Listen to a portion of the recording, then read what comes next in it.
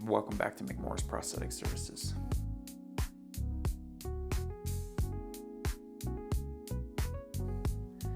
Today I want to talk about the different therapy disciplines because for me, when I was in the hospital, I remember I had a billion different therapists coming in to work with me, and I didn't really understand what I was doing until I was into the session, and it's oh, okay, I get what this is now.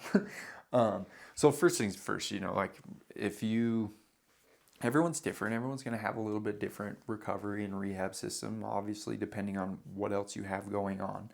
So I'm just going to base this off my experience. So, I lost my leg at a young age, traumatic accident, and had a lot of other injuries going on. But other than the injuries that were correlated with the trauma of my accident, I was healthy otherwise. And so I had that benefit and the benefit of being young as well because I healed faster and had that strength and everything else. But so you've got inpatient therapy, PT, that you will do in the hospital, right? And that is inpatient. You are a patient in the hospital, so now you're going to be doing therapy in the hospital. And that is really basic strengthening things. That is, like going through my video, doing some at-home exercises. It's strengthening core and, some residual limb things, but a lot of focusing on the rest of your body and getting as much strength into the rest of your body as you can, being safe in all of those situations around your house and all of that. Then you'll have inpatient occupational therapy.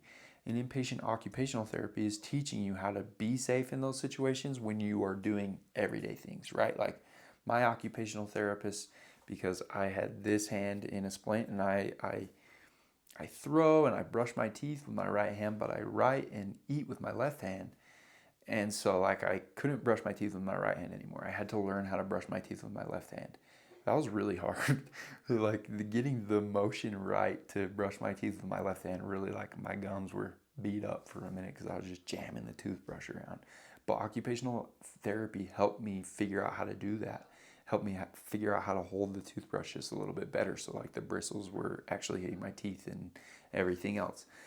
But that's kind of a small thing, a main occupational therapy thing is learning how to transfer, because in the beginning we're all going to be in a wheelchair, crutches, whatever it is, and learning how to transfer from my bed to my wheelchair or my wheelchair to the toilet, whatever it is, doing that safe using a transfer board and sliding over is super important. And you want to be able to be safe in those situations so that you don't fall and hurt yourself or create more problems or, delay your healing and all of those things. And so that's occupational therapy, and you'll do both those things in the hospital, depending, obviously. But both those things are pretty common when you've gone through something like this, to just get you feeling confident going back home. And so once you're healthy enough to leave the hospital and you go home, you'll start outpatient PT, which now is the time where you probably are getting fitted with a prosthetic, and now you're focusing more on balance and coordination and strength and how to use your prosthetic.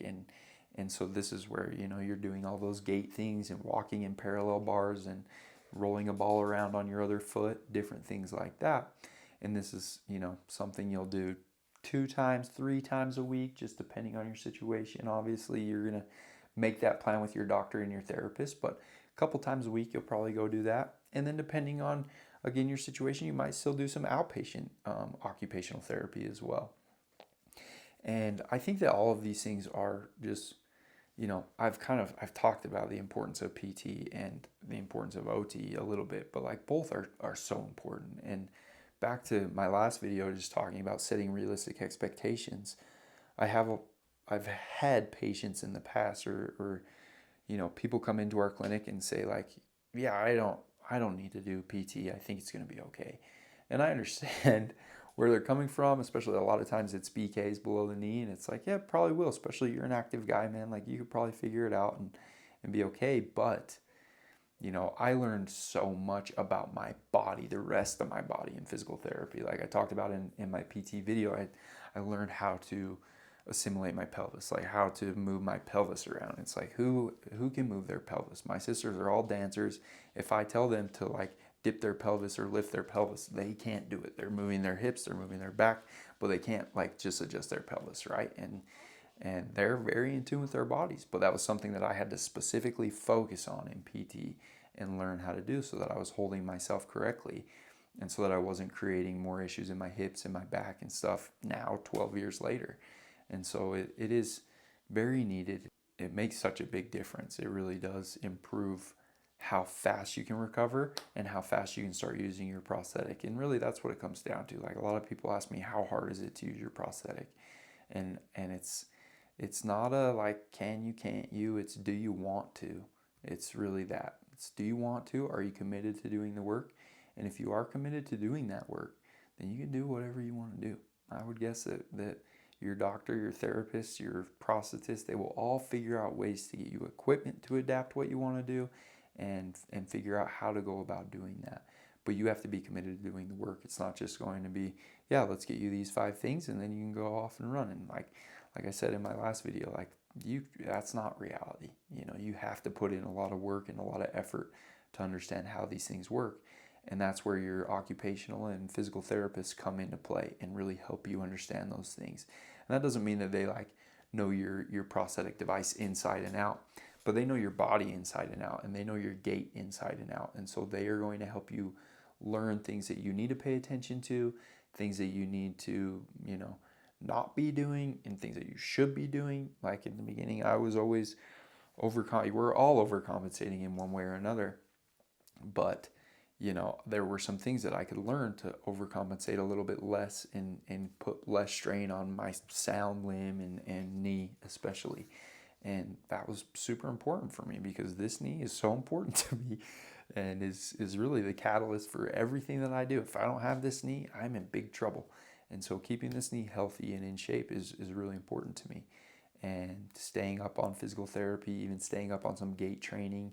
And, every now and again, I'll text my therapist and just say, hey, man, I'm really struggling. I feel like I'm getting some tightness in my hip, or my back's hurting, or I just haven't been, paying as much attention of late. Could you send me some exercises or some stretches that I could do, or things that I should be paying attention to? And, it's always nice to like get a good refresher on that. And so this is a shorter video because I really just wanted to give a quick breakdown of like inpatient PT, OT, outpatient PT, OT, because a lot of people are like, what's occupational therapy? And so that I felt like that was helpful. But yeah, the grand scale of things is like it's all very important, and you have to learn how to use your new body, and having that knowledge base really helps you in 5 years, 10 years, however long it is. Eventually something else is going to happen, and having that knowledge base is very helpful to have. So if you have any questions about inpatient PT, OT, whatever it is, put them in the comments. I would love to chat with you and, help you figure out what you need to do to be moving forward.